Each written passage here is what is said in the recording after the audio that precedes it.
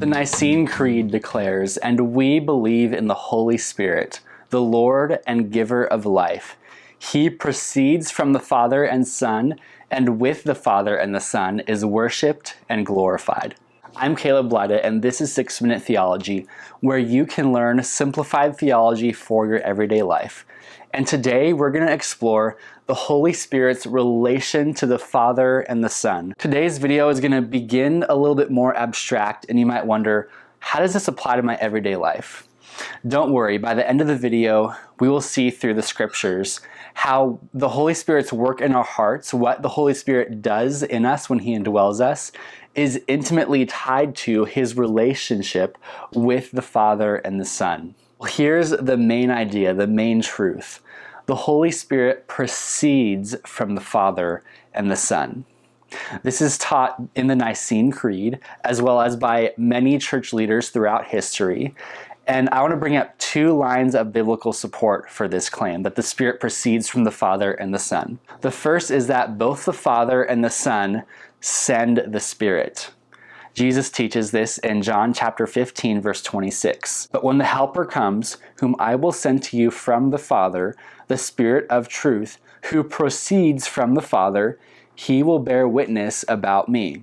So the Spirit is sent by both Jesus and the Father. Additionally, there are numerous times where the New Testament calls the Holy Spirit the Spirit of Christ. Not just the Spirit of God, but the Spirit of Christ. A few examples are Romans 8:9, 1 Peter 1:11, and Philippians 1:19, if you want to look those up on your own time. And this fact that the Spirit is called both the Spirit of God and the Spirit of Christ, combined with the fact that both the Father and the Son are involved in sending the Spirit, has led people to conclude that the Holy Spirit proceeds from the Father and the Son. And this leads to the next reality that has tremendous ramifications for our own life. And that reality is that the Holy Spirit is the love between the Father and the Son. Many people have taught this, such as St. Augustine, Thomas Aquinas, Jonathan Edwards, C.S. Lewis, and many others I simply don't have time to name. But here's a quote that really explains this idea. "The Holy Spirit, according to the Holy Scriptures, is neither of the Father alone, nor of the Son alone, but of both, and so intimates to us a mutual love, wherewith the Father and the Son reciprocally love one another." So the Spirit is the love that the Father and the Son share with one another. Now you might ask, doesn't that make the Spirit sound more like an impersonal force, which is something we want to avoid as discussed in the previous video? And yeah, at first glance, it definitely gives that impression. But C.S. Lewis has an analogy that I think proves really helpful in this. When we think of the Spirit as the communal bond of something, we might talk about the spirit of a sports team or the spirit of a family. And similarly, we could talk about the Spirit of God as the communal bond between the Father and the Son.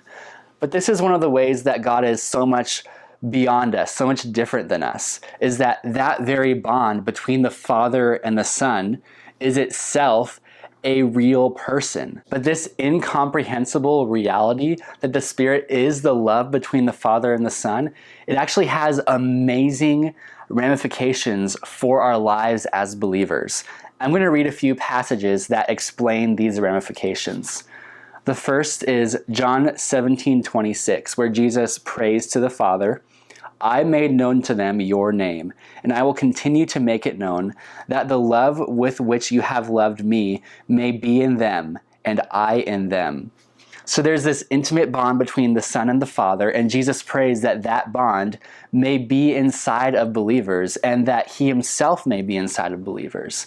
Now, who accomplishes this? How does this actually happen?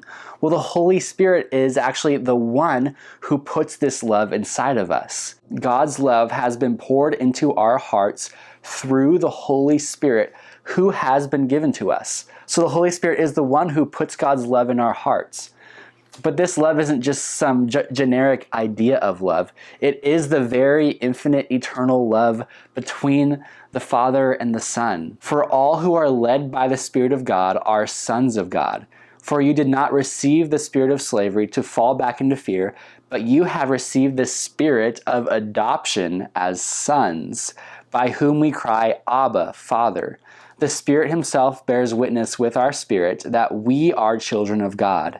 And if children, then heirs, heirs of God and fellow heirs with Christ. So when the Spirit indwells us, he causes us to be able to relate to God as a loving Father, which is how Jesus relates to his Father. And furthermore, through the Spirit, the Father can look upon us as his beloved children, just as he looks upon his only Son with love. So the Spirit, in a very real way, brings the love of the triune God into our hearts, and so unites us with the triune God. And this is just one of the many reasons why the doctrine of the Trinity is so important and foundational in our lives as believers.